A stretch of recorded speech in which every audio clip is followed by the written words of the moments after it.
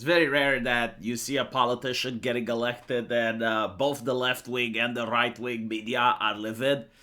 Like, I went on Twitter and there were people saying, far left politician elected, Ireland has fallen. And I'm like, well, go catch it then. What are you doing? Catch Ireland. Oh, it's already that. Well, help it back up. The other type of people are like this one. Far left candidate who called Israel a terrorist state was elected. We also have interesting articles such as Ireland elects a leftist who campaigned on economic justice in Gaza. Like, when is Gaza? Like, halfway across the world, right? I'm going to take over Ireland, and then I will use my resources to pump that wealth into Gaza. Can you imagine this in a medieval time period, though?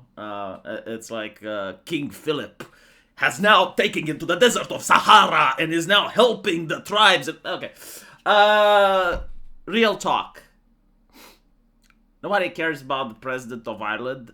It's symbolic, and it's also rigged. See, a lot of people aren't really educated on geopolitics, and they believe that what's happening in their country is the same like what's happening in a mental illness asylum.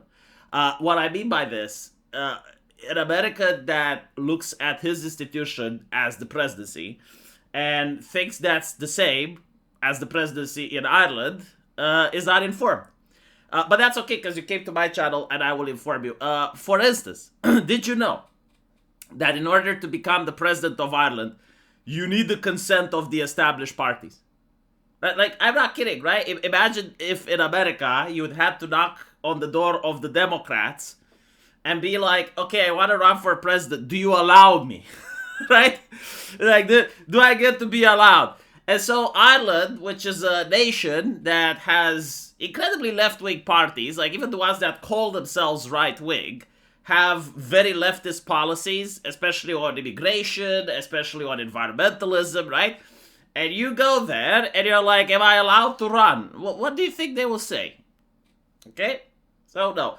The reason for this being set up the way it is has to do with the time when the King of England ruled over everything, right? And so, like, their constitution was more like a concession because they had a governor there in Ireland. And so it's like, okay, we don't want an English governor, like, we want to elect our own. It's a little bit of a clusterfuck, but basically, when it comes to the actual powers of the Irish president, it's castrated, okay? And you're always going to have the Ireland president having the ideology of the people in power. Like, you're not going to have a situation that you can have in America. Let's say, like, the Democrats have the Senate and the Democrats have Congress, but, like, for some reason you manage to get a right-wing president, right? You can't have that in Ireland. They would not vote for him.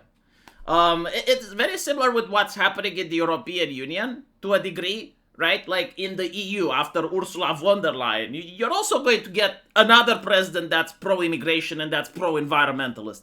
Unless, of course, like the majority of nation states within Europe, and that would have to include Germany, Austria, France, like all of them would start voting right-wing parties into power.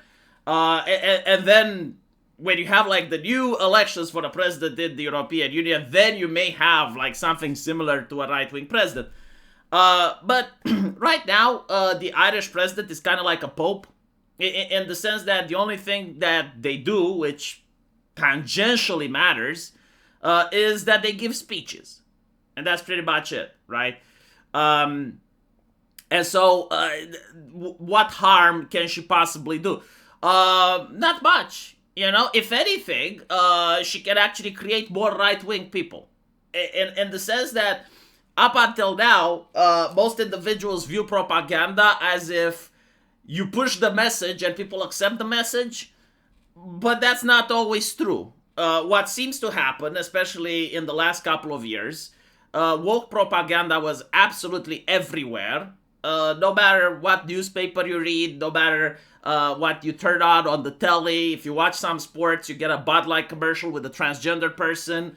you play a video game and you get lectured about pronouns, right? Like, woke was everywhere, and it seems to have created the opposite desirable effect than what the people pushing the propaganda were intending.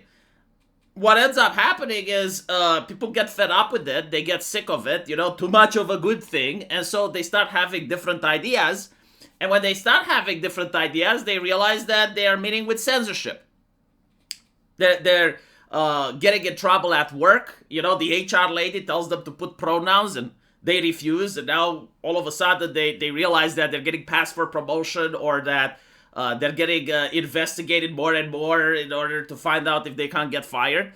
Or you may even have like people that know someone who got banned, or they got banned themselves from social media.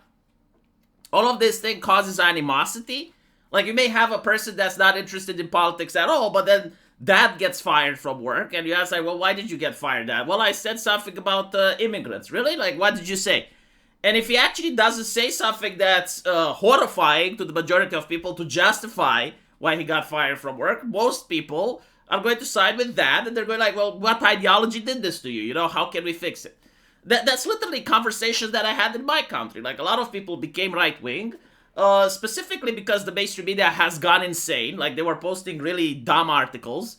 But on top of that, they saw censorship, right? Like, there was a journalist, Tuka. Even the communists didn't censor him.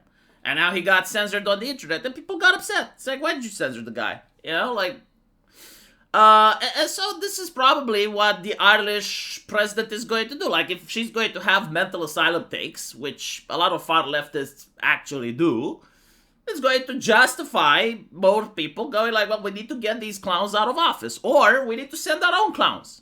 This is something that also happened in Romania. Like, we clowned them so hard they had to cancel elections. And that kind of fucked our nation rating to the point where a lot of parties are now freaking out. Especially like the next elections, because they can't cancel the parliamentary ones. So anyway, long story short, if you're Irish, in my opinion, this is probably a good pick. If you're a right-winger. Why? Well, because the left doesn't like it, right? Like, because she has the hot takes, and the hot takes cause disunity in the left. Like, as you can see, the mainstream media is upset. Which, again, if you're a right-winger, you want the opposite side to have this unity. You want them to get upset. And you also need to realize, like, there was no way in hell you'd have gotten a right-wing president within the current situation, right? Like, within the current environment, any type of right-wing president that wanted to run would not get approved. In fact, that actually was what happened. There was, like, this MMA guy that wanted to run for president, and he was told he's not fit. Right? So, like, if you only need to elect left-leaning people, it's good if the clown show manages to get in. Let me know what you guys think, though. And as usual, I will see you in the comment section. Take care.